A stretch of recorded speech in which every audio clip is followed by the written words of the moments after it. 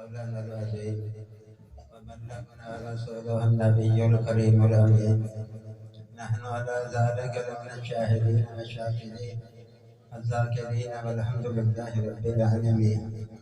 وقد قال الله تبارك وتعالى في شأن حبيبه إن الله وملائكته يصلون على النبي يا أيها الذين آمنوا صلوا عليه وسلموا تسليما. درود پاک اور شب کے ساتھ تصور مدینہ میں ڈوب کر مدینہ کی تصور میں گم ہو کر یہ تصور کر کے کہ میں حضور صلی اللہ علیہ وسلم کے قبر شریف کے قریب کھڑا ہو کر سرکار پر درود پڑھ رہا ہوں اور سرکار میرے درود کو سن رہے ہیں، مجھے پہچان کے رہے ہیں، اس کا جواب بھی دے رہے ہیں. اور عاشقوں کا درود، اہل محبت کا درود حضور نے فرمایا.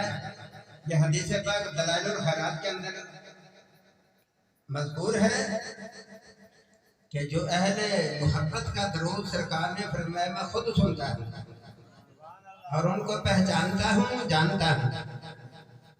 اور جو عام حضور کے تصور میں درود نہ پڑھا جائے، مدینہ پاک کا تصور نہ ہو، وہ بھی رائے گاں بیکار نہیں جاتا ہے.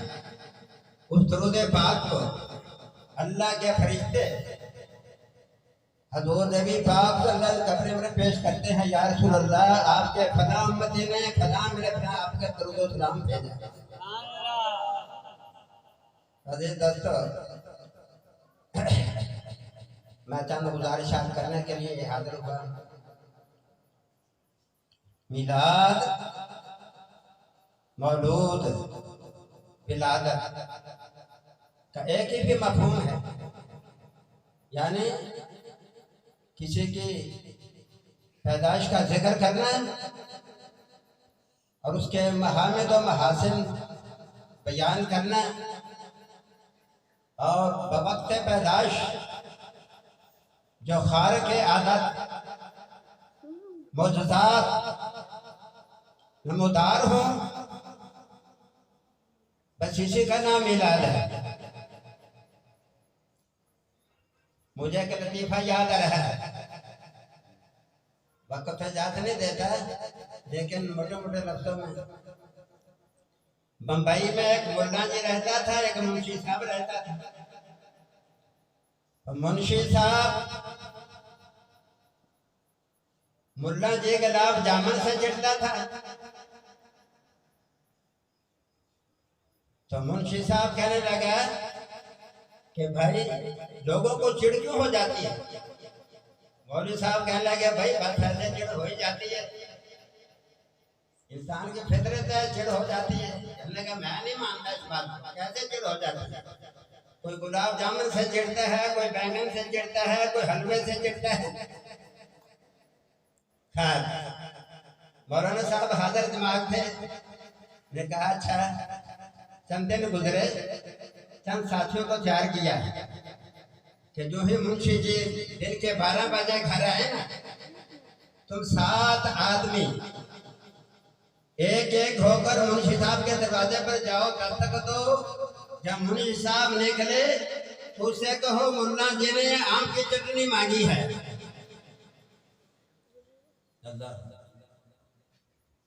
ایک شخص آیا، یہ دھوپ میں ٹماٹر کی طرح سرخ ہوئے ہوئے.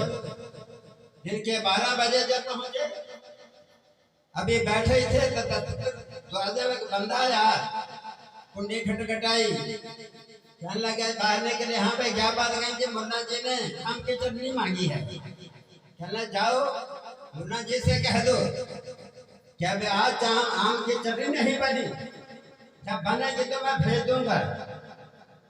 وہ آدمی ابھی واپس نہیں گیا تھا، دوسرا بندہ آ گیا، کہنے لگا جی ملا جی آم کی چٹنی منشی صاحب ملا جی نے مانگی ہے. کہنے لگا بھائی تمہیں کہا تو ہے ابھی آج چٹنی نہیں بنی، بنے گی تو بھیج دوں گا، جاؤ میرا سر نہ کھاؤ. وہ ابھی تیسرا آدمی آ گیا، اسی طرح چوتھا آدمی آ گیا، 5واں چھٹا آدمی آ گیا.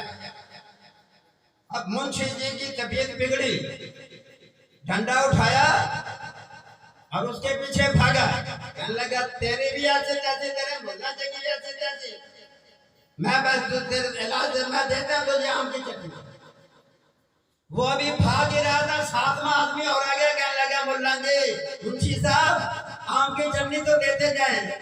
तो मुंशी साहब तो पहले सुर्ख हो रहे थे, आओ की ना ताओ की रख कर जो डंडा सर में दिया, सर को तो इससे तकसीम कर दिया। कहने लगा तभी देता हूँ तुझे आम की चटनी।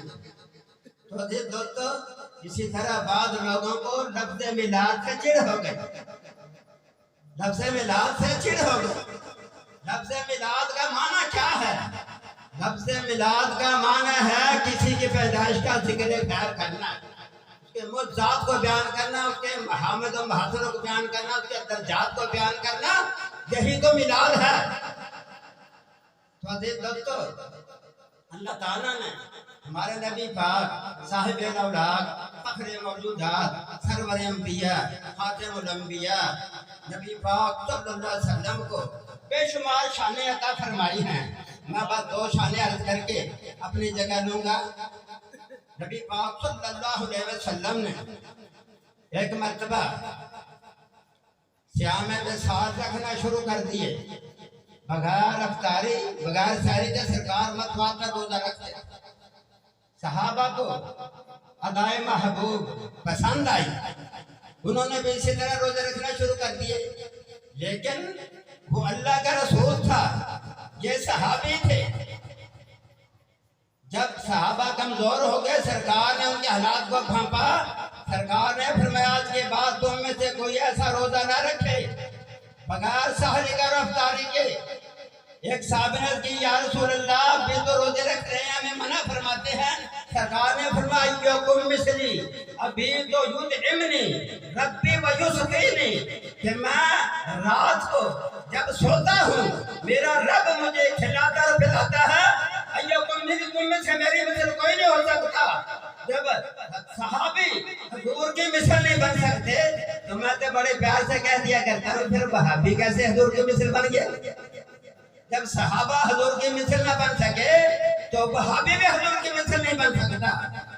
दोस्तों हज़रत शादी रहमतुल्लाह अलैह हम नाते पढ़ते हैं सुनते हैं, ये भी जिक्र मुस्तफा है, ये भी इबादत से खाली नहीं। हाँ हज़रत शादी रहमतुल्लाह ताला अलैह ने एक नात लिखी अल्लाह के वली ने, जिसका आखिरी शेर था मोहम्मद बशर लाका बशर हुवा याकूतु बैनल हजर, कि मोहम्मद सल्लल्लाहु अलैहि वसल्लम बेहतरीन बशर, ऐसे बशर बेमिसल बशर, मोहम्मद जैसा कोई बशर नहीं। लाका बशर मोहम्मद बशर लाका बशर हुवा याकूतु बैनल हजर, कि मोहम्मद की शान सल्लल्लाहु अलैहि वसल्लम ऐसी है जिस तरह तमाम पत्थरों में याकूत की शान। अल्लाह अकबर, ये है मेरे प्यारे मुस्तफा की शान। तो अजीज दोस्तों नबी पाक साहिब औलाद फखरे मौजूदात सल्लल्लाहु अलैहि वसल्लम का जिक्र करो। बल्कि हज़रत शादी फरमाते हैं हम नाते पढ़ते हैं, लोग कहते हैं ये गीत गाते हैं। अरे गीत हम किसी के वडेरे के नहीं गाते, किसी वजीर के नहीं गाते, किसी सदर के गीत नहीं गाते। अगर गीत गाते हैं मोहम्मद रसूलुल्लाह के गीत गाते हैं। और हुजूर का जिक्र इबादत है, याद रखो। आज अल्हम्दुलिल्लाह आप सब मुबारक के काबिल हैं कि आपको एक मुबारक नहीं 100 मुबारकें हों कि आप प्यारे मोहम्मद रसूलुल्लाह की महफिल में आपका आना आए और अपनी नींद को छोड़ा, कारोबार को छोड़ा, तो अल्लाह के रसूल का जिक्र सुनने के लिए जमा हुए हैं। इंशाअल्लाह हम यहाँ से खाली हाथ नहीं उठेंगे, झोलियाँ अल्लाह की रहमत की झोलियाँ भर के उठेंगे, अल्लाह के रहमत को अपने दामन में समेट कर उठेंगे इंशाअल्लाह ताला। तो हज़रत शाज़ली फरमाते हैं जब मैंने ये नात पढ़ी तो रात को सोया, रात को हुजूर की ज्यादा नसीब हुई। और यही शेर हजूर ने फरमाया शाज़ली वो जो शेर तूने पढ़ा था दोबारा तो पढ़कर सुनाओ। तो मैंने पढ़कर सुनाया। मेरे आका मोहम्मद रसूलुल्लाह को बेहद पसंद आया। जब मैंने देखा कि मेरा ये शेर कि मोहम्मद बशर लाका बशर हुआ याकूत बैनल हजर हजूर को इतना पसंद आया है तो हजरत शाज़ली रहमतुल्लाह फरमाते हैं फिर सारी जिंदगी मैं इसी शेर को पढ़ते पढ़ते गुजार दिया। सारी जिंदगी इसी शेर पर ही खत्म कर दी मैंने। इसी शेर को पढ़ कर सारी जिंदगी सर्व कर दी। तो दोस्तों रसूलुल्लाह के क्या शाने हैं। आओ एक शान अर्ज करके मैं अपने ध्यान को खत्म करूं। तो दोस्तों एक मर्तबा अबुल हसन खरकानी रहमतुल्लाह की बारगाह में हजरत महमूद हाजिर हुए। उस वक्त हजरत बायजीद बुस्तामी रहमतुल्लाह का जिक्र ठार हो रहा था। तो सुल्तान महमूद गजनबी ने अर्ज की कि जनाबे वाला वो कैसे मर्द कामिल थे। हजरत अबुल हसन खरकानी रहमतुल्लाह ने फरमाया हुवा रजुलुन मर्रा आहो इहतदा वैसे मर्द कामिल थे जो उनके एक मर्तबा याद कर लेता था वो हिदायत पा जाता था। तो अबू महमूद गजनबी भी हाजिर जवाब था। उसने कहा जनाबे वाला अगर ये बात है तो फिर अबू जहल ने अबू लहब ने तो हमारे प्यारे मोहम्मद को एक मर्तबा नहीं सैकड़ों मर्तबा देखा वो हिदायत न पा सके।